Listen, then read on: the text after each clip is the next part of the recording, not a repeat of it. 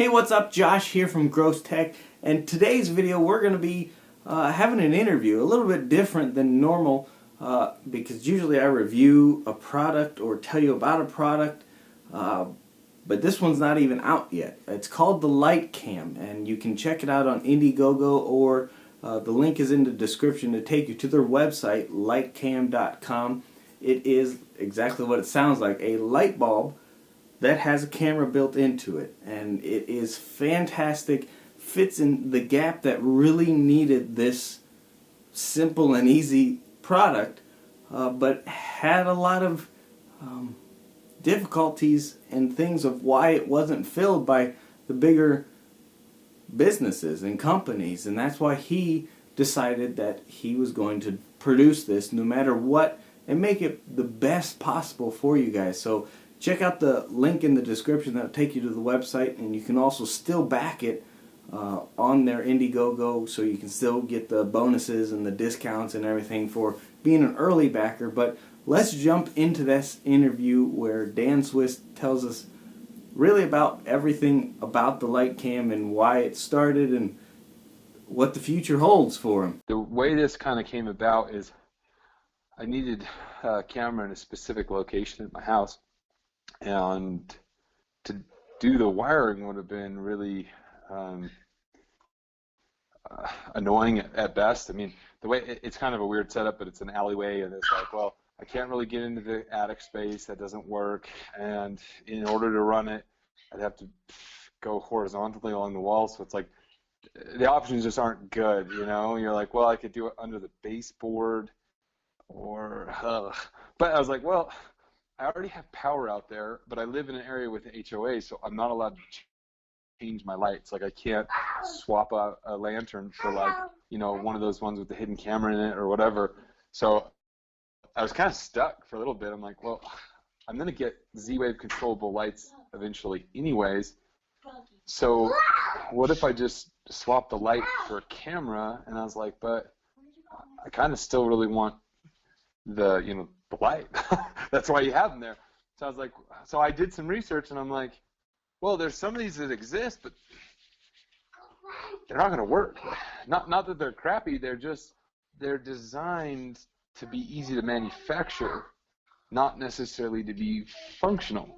That was the crazy thing I was running into, because I was like, this is something that should exist, right? You know, it's one of those ideas where you really do, like, you just get on the line and you're like, well, I just type it in and magically the universe will deliver a perfect product to me. And what I saw, I was like, this isn't gonna work. No, that won't work either.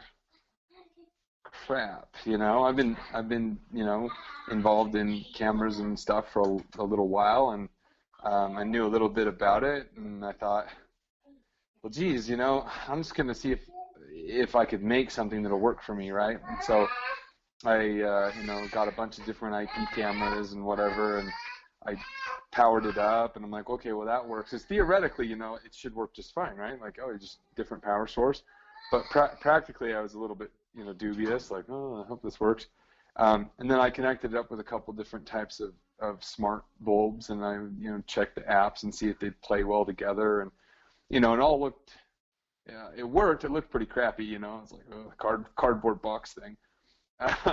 So I end up, it's funny, I end up, the second prototype, I end up making in a peanut butter jar, just a big plastic jar. So I was like, well, I need a clear piece of plastic that's shaped like, so I put it all together, and it worked. And then I started to, like, find all these nuances of, like, stuff that needed to be, like, perfected. So one of the things I was most worried about in developing something like this is, you know, you get all the way to the end and you realize there's a really serious problem that's not workable. Like, you can't fix it. You're like, okay, this is why the big companies that exist have never done this. It's because it's not doable. Like, you get to this point and you realize, and you're an idiot. You spent, like, you know, a ton of time and a ton of effort, you know, developing this. Well, I also was really, really lucky, because a friend of mine was, you know, deep in his company developing some really cool, you know, electronic technology and stuff. And so I was able to, you know, work together with them for quite a long time. I mean, they kind of took a lot of it and helped run with it and helped do some of the development. And that kind of stuff, so that it wasn't just, me on my lonesome, like, oh, just figure this out. It's like, um, a whole team of, engineers and different really intelligent, smart people, and industrial designers and everything else.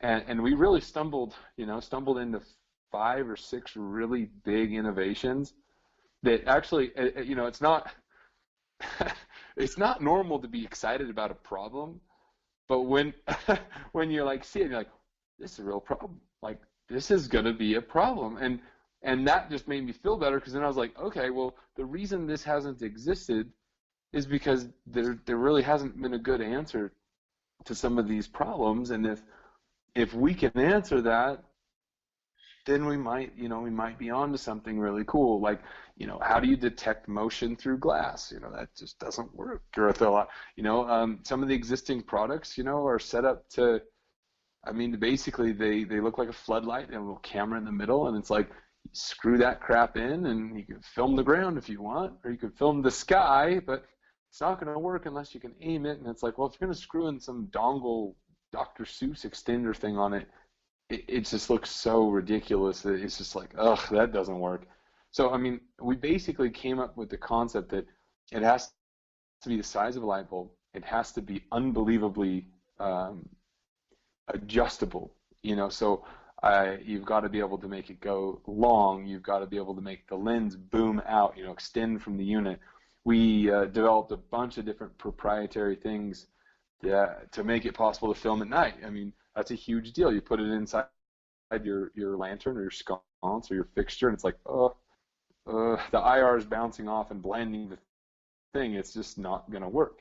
So we developed a few things that made that work. And the interesting thing was, every time I sat down with the designers, and we sat down with all the different people involved, and we'd say, hey, here's what it needs to be like to work, and they'd say, that's going to make it really hard to manufacture. Like, we're not building the things so that it's easy to build. We're building it so that it works.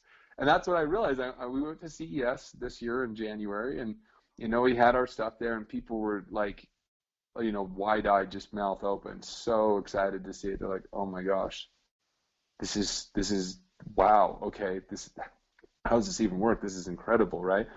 That's the exciting thing, is that the response from people where they're like, oh, well, this looks good enough. I would definitely buy it. But more importantly, I can understand why it would work for my situation.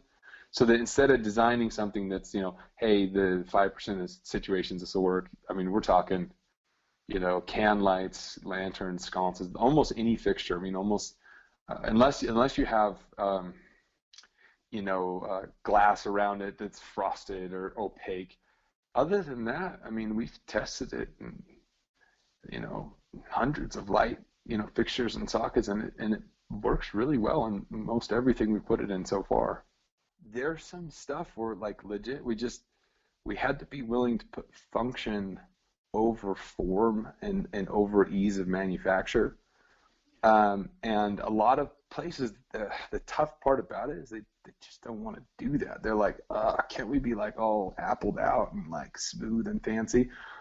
And and we've tried to be as as beautiful and smooth and all that as you can get. But at the same time, like you were saying, you need to have specific things built into it to make the functionality work. Now, we stumbled into a couple of things that are really just amazing innovation. So a lot of IP companies, or IP camera companies or whatever, one of their first things they want is, as soon as you plug in whatever camera it is and you get it all programmed up, you realize, like, out the gate, like, you're already experiencing pain. Like, it's usually they don't come with hardly any storage, and if they do, it's like, well, it works as long as your Wi-Fi's up. If your power's out, goodbye footage, goodbye communication, right? Now, if you're like, oh, well, I have the battery powered, these ones are really cool. It's like, awesome. How are they storing, where are they storing your footage when, your internet's down? It's like, oh, well, they're not. And it's like, cool. So you have a really fancy battery powered object? It's like, well, yeah, actually, that kind of sucks. So we were like, hey, we want this plug and play. We want scan it, screw it in, connect it up and you're done. Like, now, obviously, there's a lot of options that different people use for online backup. We don't want that to not exist. So you can link it up to like your Dropbox or Kryptonite or Google Drive or, whatever. We didn't want to compete, essentially. We just wanted to be a part of the solution for people's arsenals. We've programmed the hardware so that eventually, as we're able to integrate the software, this could play very well with any other platform, SmartThings or HomeKit or even like the Ring or the Arlo or any of those things. The idea is we're not trying to replace them because they've got elegant solutions for a lot of situations. This just may be an easier solution in some situations where you're like, I want the benefits of a powered camera. Battery technology is what it is. You can only get so much juice in certain locations. Plus, you still have to freaking pull out a ladder and a screw gun and drill something onto your house, right? And then, a couple of months later, you're back up there again, taking the thing down, so essentially, it's not meant to replace everything. It's just meant to give a way better solution in the situations that exist. Because, if you're like, well, on my house, I don't have the right kind of lighting for this, and it's like, well, I'm sorry. Hopefully there's another solution that works for you. But for the time being, we're just trying to develop something. And in fact, we've developed something that is going to fit really well in the arsenal of products for, DIY guys are like, look, I got 5 lanterns around my house. I got 2 on my driveway. Got 1 on my front door, 1 on my back door, 1 on the side door.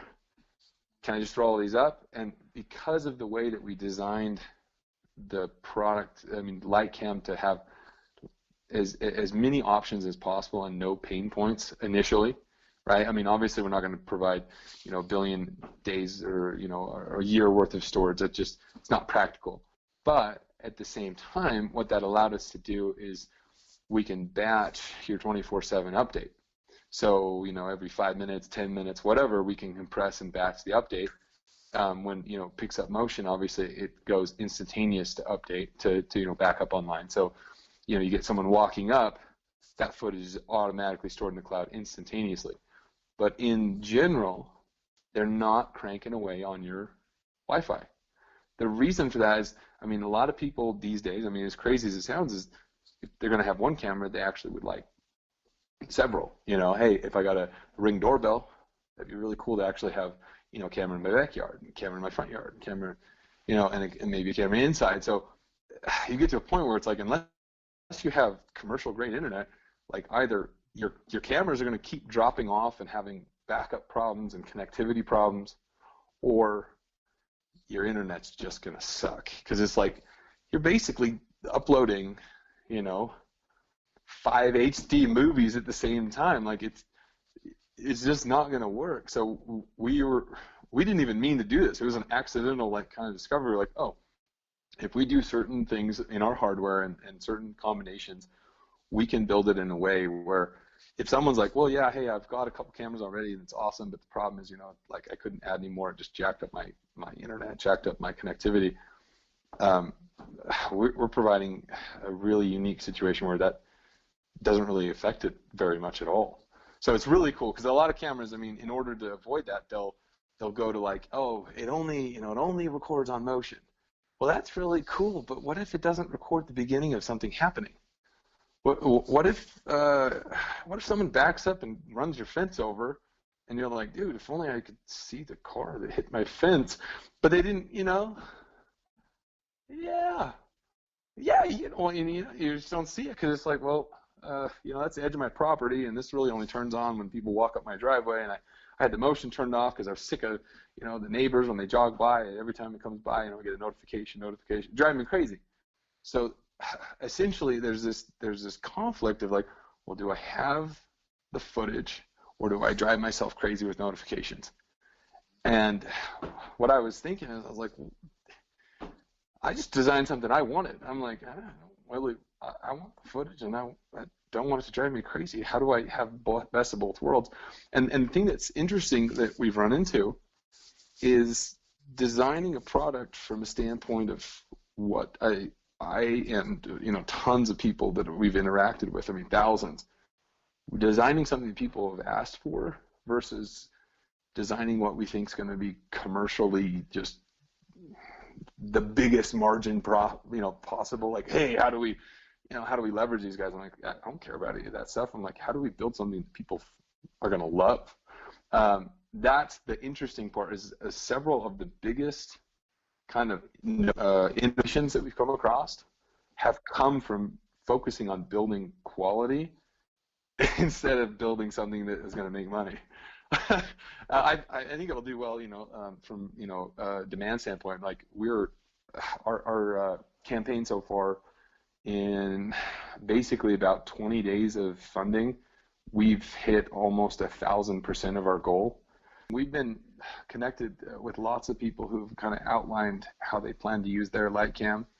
And I was kind of surprised that there's a lot of people that live in situations, from townhouses to apartments to condos, where they're not actually allowed to put on any kind of solution. Like, they can't drill it in, they can't swap their doorbell. They actually. So the interesting thing was, it wasn't that we were just providing another solution that they could pick from. I mean, we're actually building the only solution they were allowed to have, because that's the only thing you can do. They're like, well, I could put a light bulb in. I can't drill any lines, can't do anything permanent, but I can put a light in. So the cool part about that is the number of messages and stuff, connections from people who are like, I mean, very overly grateful. They're like, thank you for building this.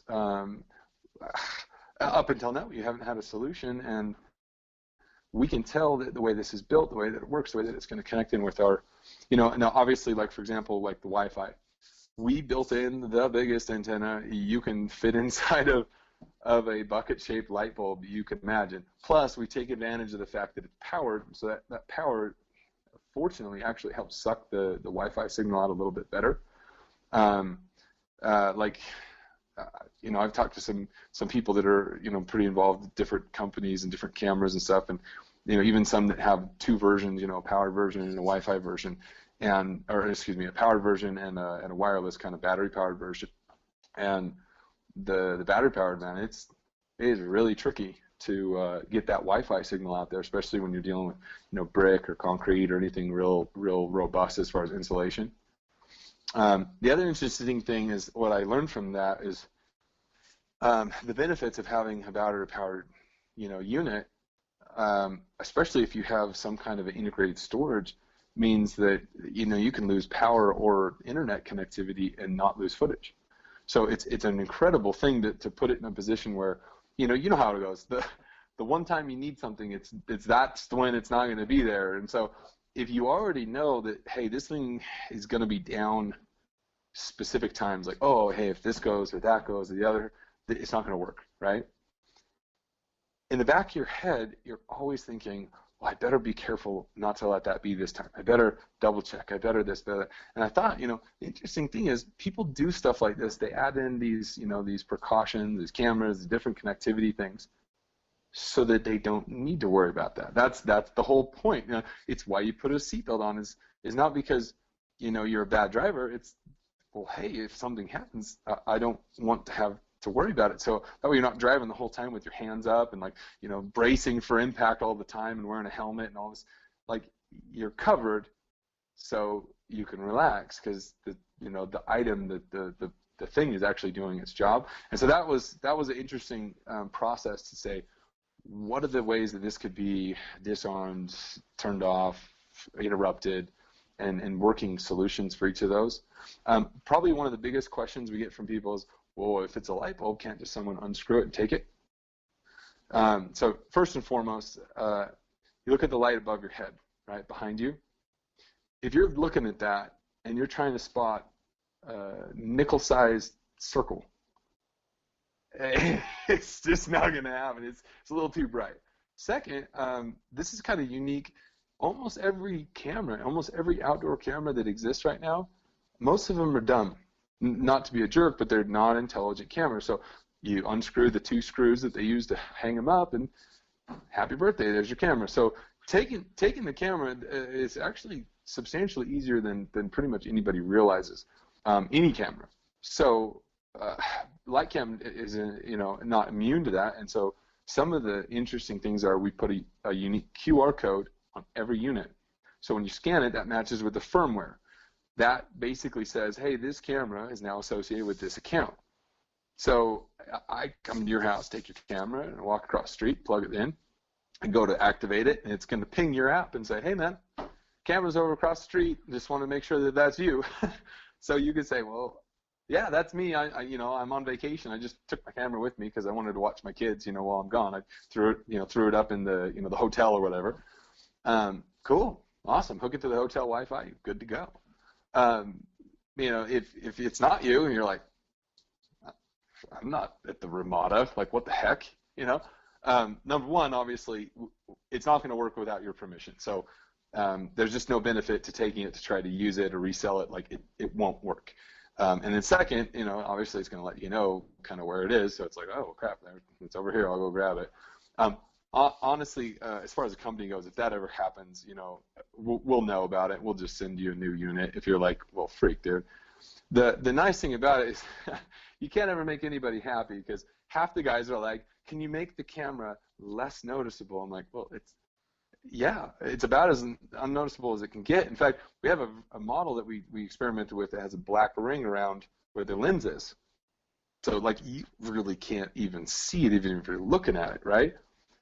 But when we showed that one, we got a ton of people feedback saying, well, is there any way you can make this look more like a camera? Because I wanted to deter people from, doing anything. Like, can you make it more? So it's, it's tough. You can't make anybody happy, but we can set it up in a way where from camera to phone, end-to-end encryption so that no one but you has access to run it. No one but you can turn it on. We actually did it in a unique way. Most IP cameras and IP companies, they set it up so the camera shoots the feed up to the servers of the company. Part of your agreement is that they own your footage. So not only can they see what you're doing, they can scan through it and do facial recognition, figure out when you're home, when you're gone, sell that information to other companies, all without not only your permission. I mean, they don't even have to tell you they're doing it. They're just like, oh, hey, sorry, man. We told everybody when you come home, when you go, when you leave. And it's weird because it shouldn't be revolutionary for a camera to actually be private. But we just, dude, I built it for me. I'm like, I don't want people freaking owning or being able to view in, or even if it's my backyard, I don't care. It's my backyard. So we built it so that essentially it goes your camera encrypted to the app, and then you redirect it from wherever you'd want. So if you want to put it on someone else's servers, like, hey, I want to put it on Dropbox and store it on their servers, by all means. I just want people to be empowered so they know what they're doing, so that it's not happening in the background without their consent. It's just the difference of betting on whether you think people would prefer it to work the way they want it to work, or whether you're just like, well, like it's like going to the movie theater and having them like charge you for butter on your popcorn, or like, hey, can I get some ice cubes? Yeah, that'll be 10 cents an ice cube. And it's like, are you freaking serious? It's like, it's the exact same situation. Now, obviously, we're going to provide some cloud backup if they want, and we'll probably do it at cost. We'll also, honestly, we're going to partner with a handful of internet-enabled hard drive companies. So if you were like, hey, how do I get something where I don't have to pay anybody? And not just for your, you know what I mean? Not just for your video footage, but like all of your data. I mean, there are some incredible solutions that exist out there where, you can mirror your hard drive with, say, one at your work and maybe one at your brother's house. Or, obviously they don't have access to your stuff. You don't have access to theirs, but it creates your own cloud network. So you can have all your video data, you can have all your personal data, you can have everything you'd like, and have all the benefits of the internet without all the compromises of having people comb through and owning your kind of, I don't know, treating you like a data point, like, hey, let's abuse this. Well, not abuse. You get what I'm saying. And it sounds silly because it's like, it's just a camera, it's just a piece of hardware. And I'm like, yeah, I get it. But people have privacy and have, concerns with control and all that stuff. And if I can build a piece that doesn't come with, built-in compromise, hopefully people really appreciate that, and you know, then it'll speak for itself. And if so, then we'll kill it. It comes down to a point of, well, do we want to leverage people and say, oh, we have this proprietary thing you can't get anywhere else, and you got to pay us a premium, or do we just want to like bring it to the world and say, look, we don't have to do this, but we're going to anyways because we want it to be a solution, you know, that everybody has, that every company can have access to, so that, you know, it's just like, oh, well, that's just, it's like a plug, you know, it's like an outlet. It just makes sense, and everybody has it, and you know, that's been our kind of driving force, and we're doing pretty well. We're very, very deep in the finishing of all the manufacturing.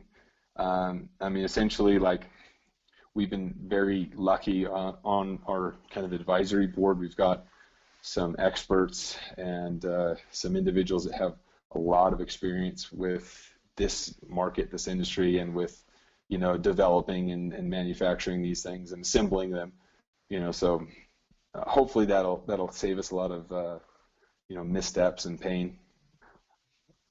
LightCam.com. It's pretty simple. We tried to keep it basic. I mean, it's a light socket camera, so it's a light camera, or LightCam. So we just figured that's the shortest abbreviation that still makes sense, you know. Yeah, LightCam.com. In fact, right now, if you go there, there's a big red banner at the top. You click on that, it'll actually give you access to a bunch of these early backer discounts. So essentially, the short version is, in order to do something like this, I mean, there's a lot of little things that wouldn't have been possible without amazing technology. And, you know, those crowdfunder platforms have made it possible for us to not only get great feedback from people, but to actually design and get the funding needed to make it how we want it to be. I think some of those benefits I mentioned of, like, hey, if we do it this way, if we do it that way, is going to be a product that people love. It might not be a product that is leveraging every last drop out of, you know, what we could be leveraging. But the reason we've been able to kind of call the shots on that is because of backers, because of amazing people that are like, hey, I'm willing to vote with my money, and I want one of these, and I want a deal on it, and I'm willing to give you, you know, a couple $100 early as you're getting ready and ramping up your manufacturing, so that you don't have to sell out and take investors that'll question your decisions and say things like, well, we're stripping that right out, you know, not knowing the data. The data is the most important, most valuable part. Like, how can you not want to know what's going on inside someone's home? Like, let's track it. Let's look at their faces. We use facial recognition. We can sell that information. I'm like, yo, no, we're not going to do that. That's incredibly invasive. And they're like, wow, you know, it's money. I'm like, there are greater priorities in the world than just making money. And I think, yeah, and I think honestly, long term, especially with everything that's going on from, you know, privacy invasion and different things as far as like accessing, hacking, and all that other crap, people prefer at least to have a few things that they can use that don't come with, like, you know, terms and conditions that involves, like, you know, surrendering your control and your privacy and your family. Yeah, and you know what? I mean, they might be just part of the solution, and so it's like, well, you know, if I'm going to use this platform, whatever. But at least I can sleep well at night knowing that we didn't contribute to it, and I can thank our backers, you know, those who go, because we're on a bunch of different crowdfunding platforms, and then we'll actually have an in-demand campaign where you can get it on LightCam.com, where they've basically empowered us to really basically demand, you know, we don't even have to demand, there's no one to demand it of yet. We basically are able to just say, well, our backers want it built this way, so let's build how people want it. Yeah, so it's actually rolling out kind of the late summer, early fall of 2018. It'll come out in rounds depending on which crowdfund thing you participate in. So essentially, the earliest backers are going to get the first cameras that come off the, you know, manufacturing. One of the best parts about this is, as we've got more backers, we've actually been able to incorporate more and more innovations into the actual hardware. So there are certain pieces like color controllable LEDs. So instead of just having a smart light you can turn on and off and dim, you can change color, you can change intensity, you can change hue, you can change heat, you know, temperature of the light. So essentially, you're like, hey, I like a cool light. I like a warm light. I like, it's a holiday. I want to change the colors, right? So those things, I mean, it changes, obviously as we get higher volume, it enables us to lower manufacturing costs. As the costs go down, we just add more features in, so the benefits keep going up. So we're going to keep doing these campaigns, I mean, perpetually all the way through, so that by the time the final versions roll out, it is just packed with everything we could have ever developed. Now, we'll have to ask for people's patience a little bit, because what it means is we'll put priority on hardware and firmware above software. So what it means is the hardware will be able to handle an insane variety of benefits and functionality and all this amazing stuff. Software-wise, that's the part that's going to catch up. I mean, that's the part that we can do in rounds and updates and stuff. Because what I don't want is, I don't want the first versions of people to say, oh, well, I got this one, but the 1.0 model is just like kind of crappy. Like, that's just not acceptable for me. So I'd rather have them be like, well, the app's pretty basic, but then next month it gets better, and the following month it gets better, because that's something that's physically possible to do, improvements on, far more than it is to do hardware changes. So that's going to be our huge priority. It'll come out, kind of late summer, early fall. Hey, I want to thank Dan Swiss again for letting me interview him for this video. And man, I'm telling you what, LightCam is exciting. It really is something that I think is going to fill the gap, and backed by a man and a group of men and women for his company and everything that really actually care about it, care about you, and don't want to be some company that makes something that there's a fine print somewhere, or something that there's a catch. He made this product for himself, really, and thought, hey, if it's this great for me, why don't I give it to other people? And as you saw, he's really passionate, and man, I tell you, if more companies was like he is and his vision, then we wouldn't have as many problems, I think, in the smart home industry, really. And again, thank you again, Dan, for letting me be able to showcase your work. Anybody that is looking for the LightCam, you'd like to know more information or see the actual product, link in the description takes you to their website. It's lightcam.com. You can back it on Indiegogo. All the information that Dan talked about is there, as well as more detailed and specs and everything about it. So please check it out. Continue to back, because like he said, the more they get, as they get closer to production time, they can implement more things as they continue to get funds. So the more funds you put, the more better it's going to be.